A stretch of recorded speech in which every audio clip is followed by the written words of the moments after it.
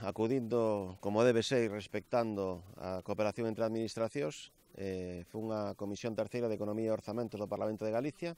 non para presentar as liñas xerais do ano 18, sino para falar dos presupostos xa aprobados da Deputación de Ourense para o ano 18. Somos a primeira administración pública de España en aprobar os orzamentos do ano seguinte e estamos a falar dunhos orzamentos caracterizados pola cooperación cos concellos, cun importante peso dos temas medioambientais, dos temas sociais, dos temas culturais. Nunca os concellos recibirán máis cartos para inversións de todo tipo desde principio de ano, 1 de xaneiro de 2018, que cando estarán plenamente operativos. En definitiva, son os orzamentos que é a cantidade máis alta dos últimos 6 anos, que siguen apostando a que será realidade de que en maio do ano 19 a débeda da Deputación será 0 euros, que fan máis provincia e que defenden unha visión integral do noso territorio, que é o que compartimos nós e polo que traballamos para o seu futuro, a provincia de Ourense.